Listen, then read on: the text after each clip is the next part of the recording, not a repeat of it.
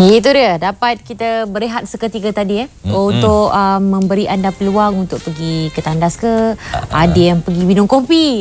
Tapi anda berpuasa tu tetap berpuasa. Jangan lupa hari ni dah masuk hari yang keempat. Mana tahu tiba-tiba bangun pagi buka terus saja, buka peti ais. Betul, jangan jadi kaki ponteng puasa ya. Baru saja saya baca artikel dari Cosmo ya. Ada juga pengintip-pengintip yang berada di warung-warung sekalian yang menangkap gambar. Ada gambar orang yang beli makanan dari warung semua. Keluar surat khabar tu. Berhati-hatilah. Janganlah menipu diri sendiri dan juga menipu orang lain. Ya, dengan teknik-teknik kreatif anda itu. Teknik-teknik kreatif. Pagi tadi baru kita ceritakan tentang kreativiti penjenayah yang berselindung ataupun mereka suatu replika kepala harimau untuk menyembunyikan dada. Tapi sekarang ni kita nak cakap pasal dasar industri kreatif negara ni, multimedia. Kebetulan pula. Kebetulan. Jadi kita bersama dengan tetamu kita, Cik Roslan Mohamad merupakan pemangku pengarah kanan bahagian pembangunan kandungan dan pertumbuhan Suruhanjaya Komunikasi dan Multimedia SKMM. Assalamualaikum, selamat pagi Cik Roslan.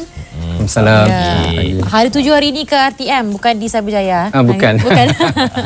Okey, pertama sekali kita bercakap tentang dasar industri kreatif negara ini. Pertama sekali pasti mereka akan bertanya-tanya tentang peranan SKMM sendiri mengenai dan berkaitan dengan dasar industri kreatif negara ini. Tapi sebelum itu, seringkas mengenai dasar industri kreatif negara. Pasti makin ramai yang masih lagi agak baru tentang dasar ini.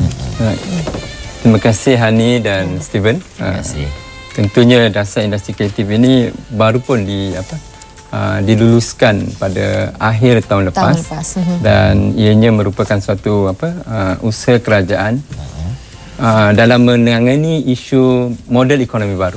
Kalau kita lihat dalam bajet tahun 2010, Yang Amat Berhormat Perdana Menteri mengunjurkan dua perkara penting dalam industri kreatif. Satu ialah peruntukan dana industri kreatif sebanyak 200 juta dan kemudian mewujudkan suatu dasar industri kreatif. Kerana kita mengetahui bahawa model ekonomi baru nanti kekuatannya bukan lagi kepada raw material, bukan lagi kepada cheap labor, buruh yang murah. Tapi sebenarnya kepada kekuatan yang berpaksikan kepada kemahiran, kebolehan, ilmu dan maklumat disokong oleh teknologi. Maka itulah sebabnya kita buat suatu dasar industri kreatif. Dasar ini bukanlah dasar yang dibuat oleh kerajaan sahaja. Ini merupakan dasar yang digubal bersama dengan para industri. Kita telah mengadakan beberapa sesi percambahan minda bersama dengan pemain-pemain industri dan kemudiannya pada akhir tahun lepas ianya kita kemukakan Yang Berhormat Menteri Penerangan, Komunikasi dan Kebudayaan mengutarakannya kepada Kabinet dan diluluskan pada akhir tahun lepas. Ianya merupakan suatu usaha kerajaan untuk menggariskan arah tuju industri kreatif ini. Dan industri kreatif merangkumi 3 sektor besar. Satunya ialah kreatif multimedia, satu lagi ialah kreatif seni dan budaya, arts and culture, satu lagi ialah heritage, warisan. So dalam buku ini digariskan skop-skop itu, matlamat, tujuan, isu dan cabaran serta strategi pelaksanaan. Dan ini insya-Allah akan dilancarkan. Jadi Encik Roslan dari Suruhanjaya Komunikasi dan Multimedia ataupun SKMM. Biasanya kita dengar tugas SKMM ni tangkap penjenayah cyber, sekat ni, sekat tu. Tapi jadi boleh ceritakan sedikit tentang apakah peranan SKMM sebenarnya dan apakah peranan terutamanya dalam dasar industri kreatif negara ini. Terima kasih Steven. Saya rasa itu soalan yang saya tunggukan lama. Kerana selalunya orang hanya akan melihat SKMM ini dalam bentuknya yang bersikap atau bersifat enforcement, penguatkuasa atau kawasalia. Atau sekarang pun kita lebih dikenali sebagai usaha-usaha kami mengadakan kampung tanpa wayar dan juga memberikan netbook. Tapi sebenarnya Suruhanjaya Komunikasi Multimedia ini dia wujud pada dia wujud apabila lahirnya suatu akta Komunikasi Multimedia 98. Akta ini adalah merupakan akta yang dicantum oleh dua akta besar sebelum itu. Akta Telekomunikasi dan juga Akta Penyiaran.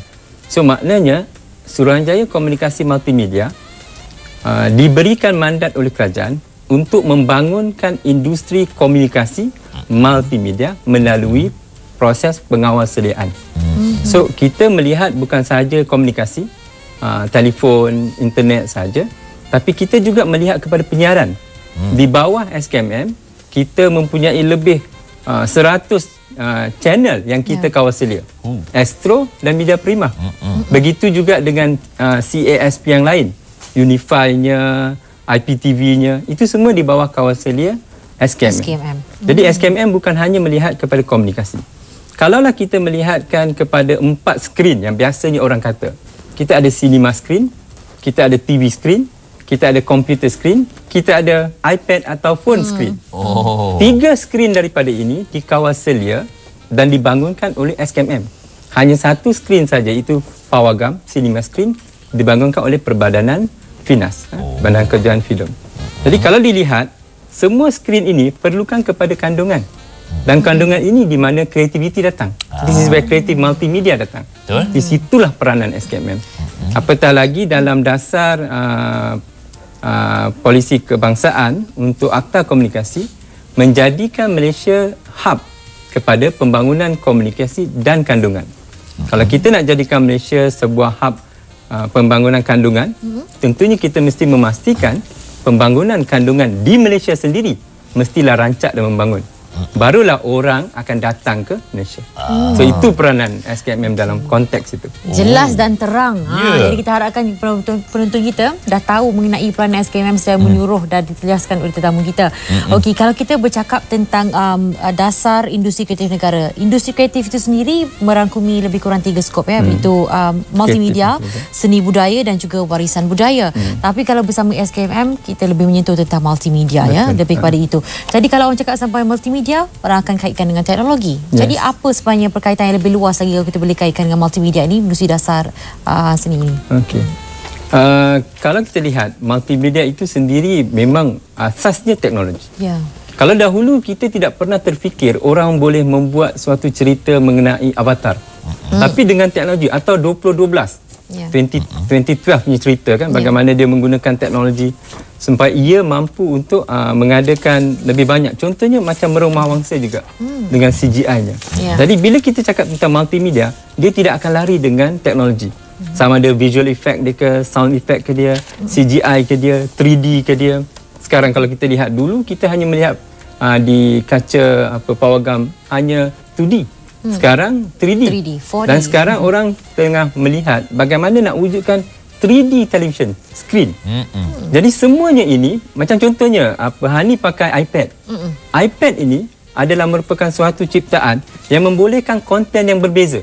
Kalau dahulu ada satu application yang Talking Tom. Bagaimana bila kita cakap, dia boleh cakap pada kita. Bila kita geletek, dia boleh ketawa. Kalau dahulu kita boleh tengok, kita tengok saja. Kita tak boleh buat apa dengan dia. Itu semua menuntut kepada teknologi. Kalau dahulu kreatif sahaja, kalau kita lihat cerita P. Ramlee dah dulu, Allahyarham, dia banyak bermain dengan kreativiti dia, mind dia. Cubalah bayangkan kalau Allahyarham P. Ramlee ada sekarang, dengan semua teknologi CGI yang ada, saya rasa dia boleh buat cerita lebih baik daripada Avatar. Betul. Itu sebab multimedia memang asasnya teknologi. Tapi teknologi itu hanya alat. Pentingnya akhirnya ialah kepada imajinasi, persepsi dan jalan cerita yang baik. Otak manusia. Otak manusia. Kerana dia, industri kreatif is about you know how. Kalau kita tengok syarikat-syarikat yang membangun yang lama, macam contohnya saya boleh cakap macam Scope Production. Lama dia berada di sini. Because kerana dia tahu bagaimana dia buat cerita. Begitu juga kita tengok cerita Upin dan Ipin. Kan satu fenomena animasi yang baru. Bukan sahaja dia menggunakan 3D, tapi kerana dia membuat jalan cerita yang boleh kita orang Malaysia relate. Dan manusia lain relate. Itu sebab dia boleh dijual di India, boleh dijual di Indonesia dan di merata tempat. So maknanya teknologi saja tak cukup, tapi ia perlu kepada jalan cerita dan kemampuan kreativiti itu sendiri. Jadi panjang sangat ke jawapan saya? Tak. Jelas. Betul. Itulah yang kita nak jelas. Jadi mohon maaf Encik Roshan, nak tanya sikit tentang perkembangan industri kreatif di negara luar yang semakin pesat membangun apakah pendapat ataupun komen dari adakah kita jauh gapnya, bezanya rasanya? Kita harus akui kalau orang itu dia berlari 100 meter, dia kalau dia dah lari 50 meter awal, kita nak terkejar tu memang tentunya lah. Kalau kita lihat dalam satu statistik yang dikeluarkan oleh UNCTAD, Kalau di Canada 7.4% GDP dia, contribution of creative industry to the GDP. Kalau kita lihat United Kingdom 6.4. Dan kalau kita lihat China 2.5. Dan kalau kita lihat jiran kita yang paling dekat Singapura 5.6. Sedangkan kita baru 1.27. Itu sebab kerajaan menyedari hakikat itu, maka kita adakan dasar industri kreatif. Betul. Mana kita belum lagi terlewat. Kerana seperti mana saya kata bahawa ini kekuatan kreativiti, kekuatan keupayaan manusia. Mana kalaulah contohnya macam Merung Mahawangsa. Kita tak pernah dengar filem Malaysia yang dijual kepada 50 buah negara, tapi Merung telah berjaya. Kita pun tak pernah dengar cerita-cerita macam contohnya satu syarikat yang diberikan geran oleh SKMM, Insipedia. Dia telah berjaya untuk buat co-production dengan company daripada asas UK yang menunjukkan cerita Boo and Me, menceritakan tentang orang hutan di sepiluk Sabah kepada 30 buah negara. So maknanya, saya rasa ini bukan sangat jauh atau tidak. Ia lebih kepada keupayaan dia.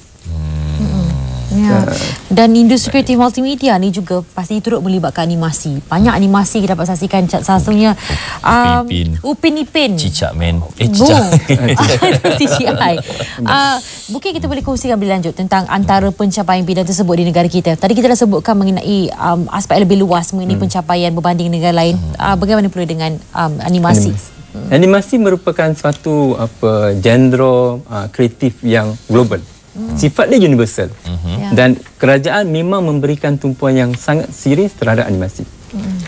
Saya boleh quote, saya berpeluang alhamdulillah oleh kerajaan menghantar saya ke Cannes untuk tengok dalam pasaran market ni.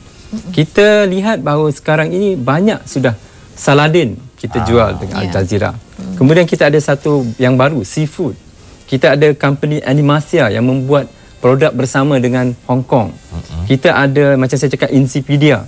Kita ada Upin dan Ipin. Buat pertama kalinya, kalau sekarang, banyak filem-filem India yang kita tengok di Malaysia, Hollywood. Tapi dalam sejarah kita tunjukkan Upin dan Ipin di India. Di beberapa buah pawagam. Saya difahamkan 50 atau 60 buah pawagam sekali. Maknanya, kerana animasi ini bersifat universal, maka ia lebih bergantung kepada kekuatan jalan cerita. Dan SKMM sendiri, kita telah pun memberikan sejumlah 25 juta ringgit kepada Aswara. Aswara ialah suatu institusi pengajian di bawah KPKK untuk mewujudkan makmal multimedia dan animasi. Kerana kita sendiri merasakan ianya suatu perkara yang penting.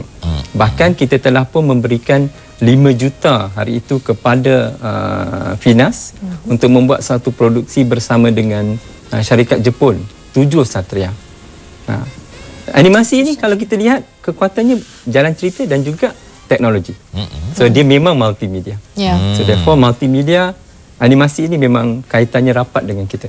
Dan kita juga tidak boleh menafikan peranan yang dimainkan oleh MDEC, Multimedia Development Corporation, untuk memasarkan dan juga membawa masuk syarikat-syarikat animasi yang baik ke dalam Malaysia.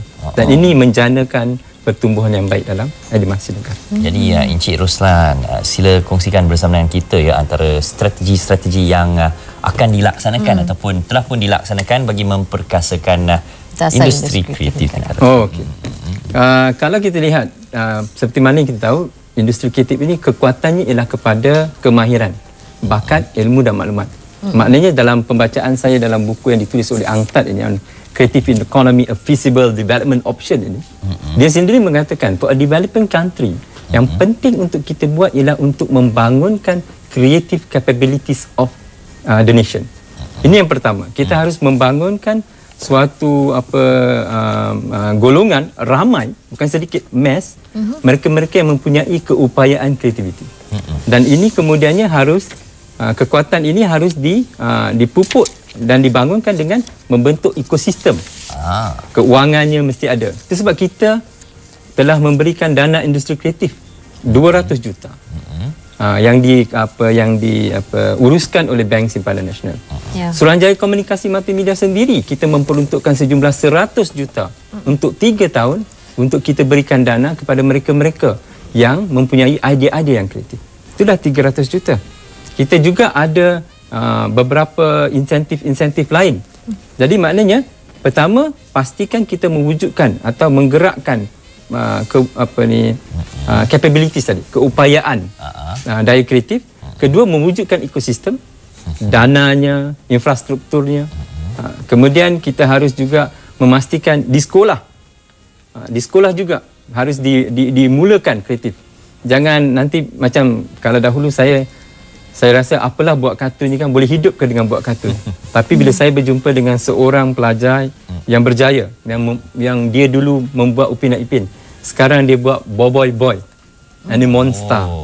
Saudara Nizam, first class honor student. So kalau dahulu ibu dan ayah hanya nak anak dia jadi doktor, anak dia nak jadi engineer, accountant. Sekarang sepatutnya mak ayah juga boleh kata, boleh tak anak-anak jadi seorang pembuat mobile application, atau boleh buat games, atau boleh buat animasi. Kerana ini semua boleh juga menjana pendapatan yang lumayan. Jadi mak ayah pun kena ada perspektif yang lain. Macam anak saya pun sekarang kalau boleh dia nak pergi belajar filem dan video pun saya suruh jadi pengarah ke atau ini. Kerana di sini memang ada pendapatan yang lumayan. Kalau dulu, jangan baca buku. Sekarang pun kena baca buku juga. Masih perlu untuk menambah lagi ilmu itu. Baik, terima kasih banyak kita ucapkan kepada Encik Roslan Muhammad, Pemangku Pengarah Kanan Bahagian Pembangunan Kandungan dan Pertumbuhan SKMM bersama kita pada pagi ini. Dan secara lebih luas kita telah mengetahui tentang dasar industri kreatif emersi multimedia, salah satu daripada skopnya itu sendiri.